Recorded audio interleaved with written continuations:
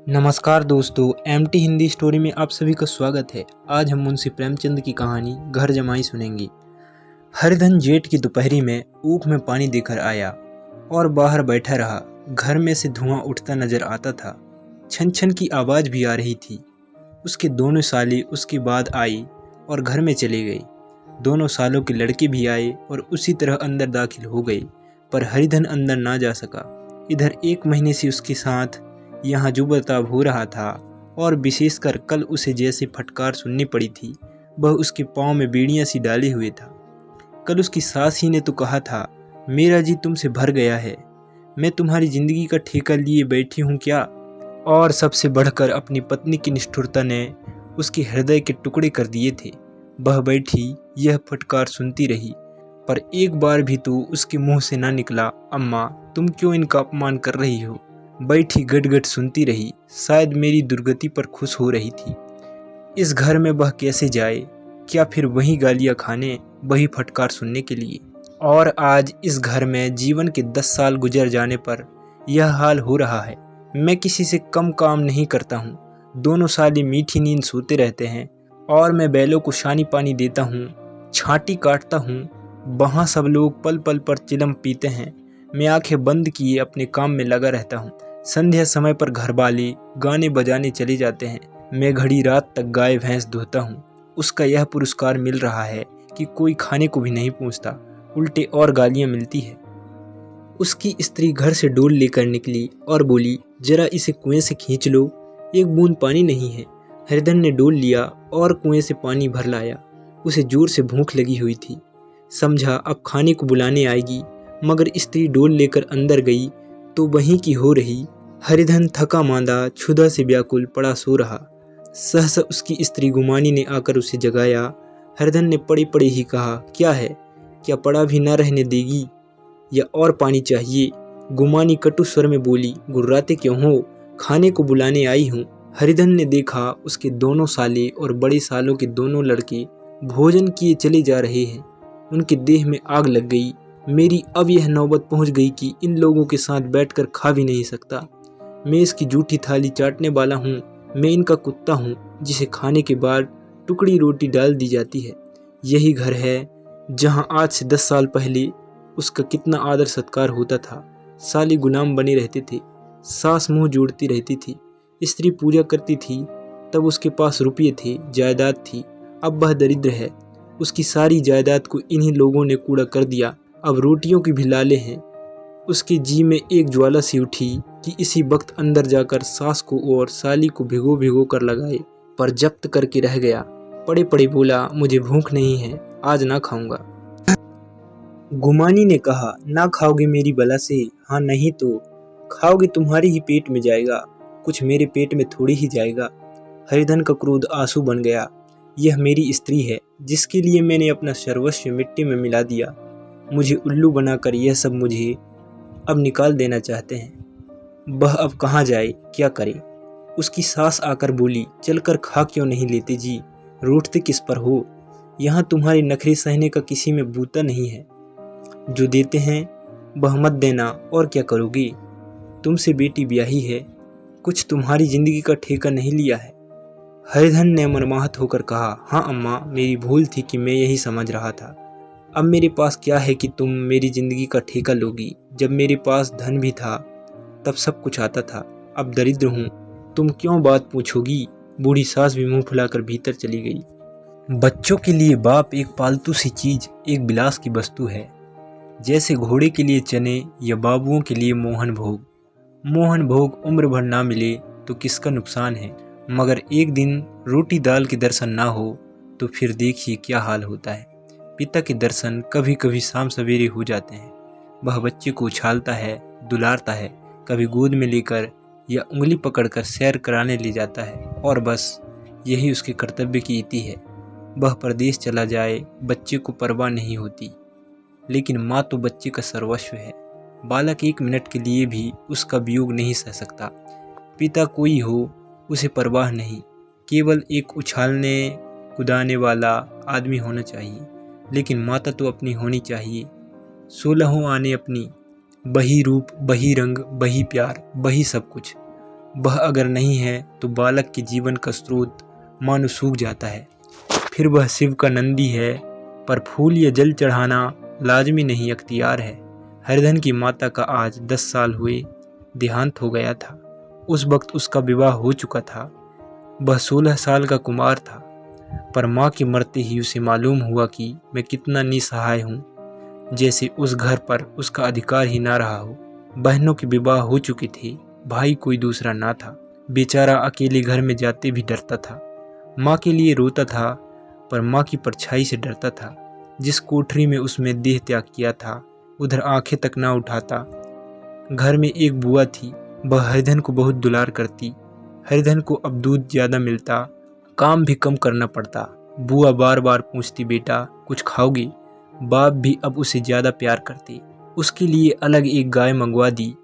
कभी कभी उसे कुछ पैसे देते कि जैसे चाहे खर्च करे, पर इन मरहमों से वह घाव ना पूरा होता था जिसने उसकी आत्मा को आहत कर दिया था। वह दुलार और प्यार बार बार माँ की याद दिलाता। माँ की घुड़कियों में जो मजा था, वह क्या इस दुलार में था? माँ से मांगकर, लड़कर, ठुनक कर, रूठ कर लेने में जो आनंद था, वह क्या भिक्षादान में था? पहले वह स्वस्थ था, मांग मांग कर खाता था, लड़ लड़ कर खाता। अब वह बीमार था। अच्छे से अच्छे पदार्थ उसे दिए जाते थे, पर भूख ना थी। साल भर तक वह इसी दशा में रहा। फिर दुनिया बदल गई। एक नई स्त्री, जिसे लोग उसकी माता कहते थे, उसके घर में आई और देखते देखते एक काली घटा की तरह उसके संकुचित भूमंडल पर छा गई। सारी हरियाली, सारे प्रकाश पर अंधकार का पर्दा पड़ गया। हरिधन ने इस नकली माँ से बात तक न की, कभी उसके पास गया तक नहीं। एक दिन घर से निकला और ससुराल चला आया। बाप ने बार बार बुलाया, पर उसके जीते जी वह फिर उस घर में ना गया। जिस दिन उसके पिता के देहांत की सूचना मिली, उसे एक प्रकार का ईर्ष्यामय हर्ष हुआ। उसकी आंखों में आंसू की एक बूंद भी ना आई। इस नए संसार में आकर हरिधन को एक बार फिर मात्र स्नेह का आनंद मिला। उसकी सास ने ऋषि वरदान की भांति उसके शून्य जीवन की विभूतियों से परिपूर्ण कर दिया। मरुभूमि में हरियाली उत्पन्न हो गई। सालियों की चुहल में, सास की स्नेह में, सालों के बाग विलास में और स्त्री के प्रेम में उसके जीवन की सारी आकांक्षाएं पूरी हो गई। सास कहती, बेटा तुम इस घर को अपना ही समझो, तुम ही मेरी आंखों के तारे हो। वह उससे अपने लड़कों की, बहुओं की शिकायत करती। वह दिल में समझता था, सास जी मुझे अपने बेटों से भी ज़्यादा चाहती है। बाप के मरते ही वह घर गया और उसके हिस्से की जायदाद को कूड़ा करके रुपये की थैली लिए फिर आ गया। अब उसका दूना आदर सत्कार होने लगा। उसने अपनी सारी संपत्ति सास के चरणों पर अर्पण करके अपने जीवन को सार्थक कर दिया।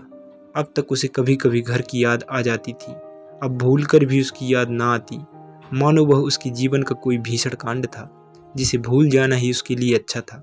वह सबसे पहले उठता, सबसे ज़्यादा काम करता। उसका मनोयोग, उसका परिश्रम देखकर गांव के लोग दांतों उंगली दबाते थे। उसके ससुर का भाग्य परखते, जिसे ऐसा दामाद मिल गया। लेकिन ज्यों ज्यों दिन गुजरते गए, उनका मान सम्मान घटता गया। पहले देवता था, फिर घर का आदमी, अंत में घर का दास हो गया। रोटियों में भी बाधा पड़ गई, अपमान होने लगा। अगर घर के लोग भूखे मरते और साथ ही उसे भी मारना पड़ता तो उसे जरा भी शिकायत न होती। लेकिन जब वह देखता और लोग मूंछों पर ताव दे रहे हैं, केवल मैं ही दूध की मक्खी बना दिया गया हूँ, तो उसके अंतःस्थल से एक लंबी ठंडी आह निकल जाती। अभी उसकी उम्र कुछ 25 साल की तो थी। इतनी उम्र इस घर में कैसे गुजरेगी? और तो और उसकी स्त्री ने भी आंखें फेर ली। यह उस विपत्ति का सबसे क्रूर दृश्य था। हरिधन तो उधर भूखा प्यासा चिंता दाह में जल रहा था। इधर घर में सास जी और दोनों सालों में बातें हो रही थी। गुमानी भी हाँ में हाँ मिलाती जाती थी। बड़ी साली ने कहा, हम लोगों की बराबरी करते हैं, यह नहीं समझते कि किसी ने उसकी ज़िंदगी भर का बीड़ा थोड़ी ही ले लिया है। 10 साल हो गए, इतने दिनों में क्या 2-3 हज़ार नहड़ पे गए होंगे। छोटी साली ने कहा, मजदूर हो तो आदमी घुड़क भी, डांटे भी। अब इनसे कोई क्या कहे, न जाने इनसे कब पिंड छूटेगा भी या नहीं। अपने दिल में समझते होंगे मैंने 2000 रुपये नहीं दिए हैं। यह नहीं समझते कि उनके 2000 रुपये कब के उड़ चुके हैं। सवा सेर तो 1 जून को चाहिए। सास गंभीर भाव से बोली, बड़ी भारी खुराक है। गुमानी माता के सिर से जूं निकल रही थी। सुलगते हुए हृदय से बोली, निकम्मे आदमी को खाने के सिवा और काम ही क्या रहता है।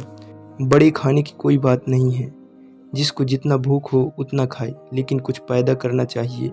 यह नहीं समझते कि पहुनई में किसी के दिन कटे हैं। छोटे, मैं तो एक दिन कह दूंगा, अब आप अपनी राह लीजिए, आपका कर्जा नहीं खाया है।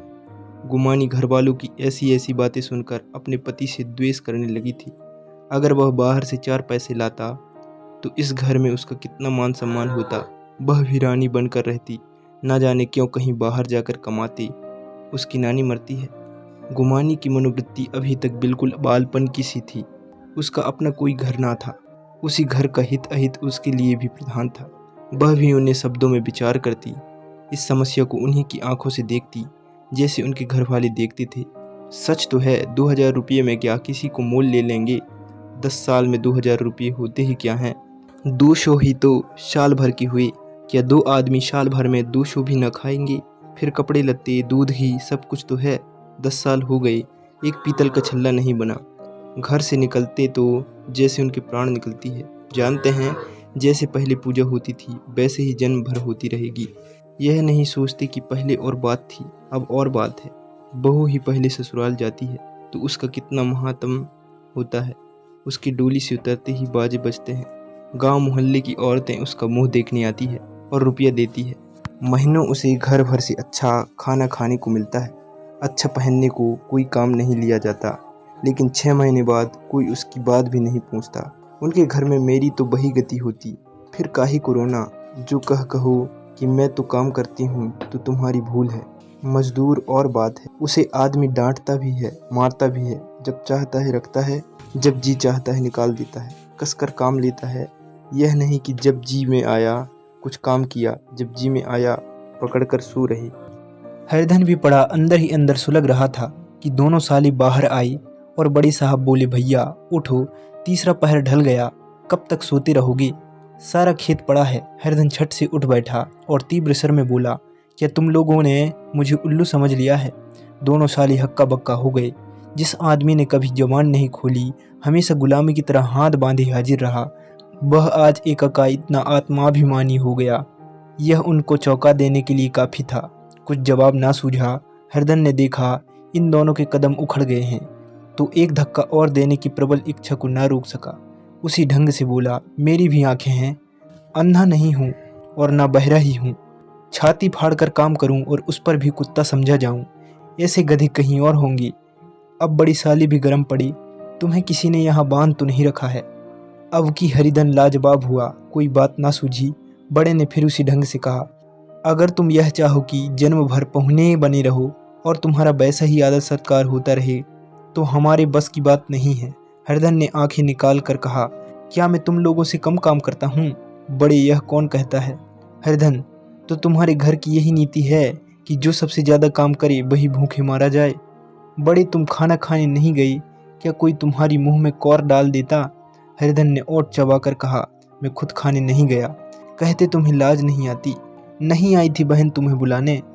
हरिधन की आंखों में खून उतर गया, दांत पीस कर रह गया। छोटे साले ने कहा, अम्मा भी आई थी, तुमने कह दिया मुझे भूख नहीं है तो क्या करती। सास भीतर से लपकी चली आ रही थी। यह बात सुनकर बोली, कितना कहकर हार गई, कोई उठे ना तो मैं क्या करूं। हरिधन ने विष, खून और आग से भरे हुए स्वर में कहा, मैं तुम्हारे लड़कों का जूठा खाने के लिए हूँ। मैं कुत्ता हूँ कि तुम लोग खाकर मेरे सामने रूखी रोटी का टुकड़ा फेंक दो। बुढ़िया ने ऐंठ कर कहा, तो क्या तुम लड़कों की बराबरी करोगे। हरिधन परास्त हो गया। बुढ़िया की एक ही बाकी प्रहार ने उसका काम तमाम कर दिया। उसकी तनी हुई भवें ढीली पड़ गई, आंखों की आग बुझ गई, फड़कते हुए नथने शांत हो गए। किसी आहत मनुष्य की भांति वह जमीन पर गिर पड़ा। क्या तुम मेरे लड़कों की बराबरी करोगे। यह बाकी एक लंबे भाले की तरह उसके हृदय में चुभता चला जाता था। न हृदय का अंत था न उस भाले का। सारे घर ने खाया पर हरिधन न उठा। सास ने मनाया, सालियों ने मनाया, ससुर ने मनाया, दोनों साले मनाकर हार गए। हरिधन न उठा। वहां द्वार पर एक टाट पड़ा था, उसे उठाकर सबसे अलग कुएं पर ले गया और जगत पर बिछाकर पड़ा रहा। रात भीग चुकी थी। अनंत आकाश में उज्जवल तारे बालकों की भांति क्रीड़ा कर रहे थे। कोई नाचता था, कोई उछलता था, कोई हंसता था, कोई आंखें मीच कर फिर खोल देता था। रह रहकर कोई साहसी बालक सपाटा भरकर एक पल में उस विस्तृत क्षेत्र को पार कर लेता था और ना जाने कहाँ छा जाता था। हरिधन को अपना बचपन याद आया, जब वह भी इसी तरह कीड़ा करता था। उसकी बाल स्मृतियां उन्हीं चमकीली तारों की भांति प्रज्वलित हो गई। वह अपना छोटा सा घर, वह आम का बाग जहां वह केरिए चुना करता था, वह मैदान जहां कबड्डी खेला करता था, सब उसको याद आने लगी। फिर अपनी स्नेहमयी माता की सदैव मूर्ति उसके सामने खड़ी हो गई। उन आंखों में कितनी करुणा थी, कितनी दया थी। उसे ऐसा जान पड़ा मानो माता की आंखों में आंसू भरे उसे छाती से लगा लेने के लिए हाथ फैलाए उसकी ओर चली आ रही है। वह उस मधुर भावना में अपने को भूल गया। दोस्तों, अगर आपको ये कहानी अच्छी लगी हो तो लाइक, शेयर और कमेंट कीजिए और ऐसे ही नई वीडियो के लिए चैनल को सब्सक्राइब कर लीजिए।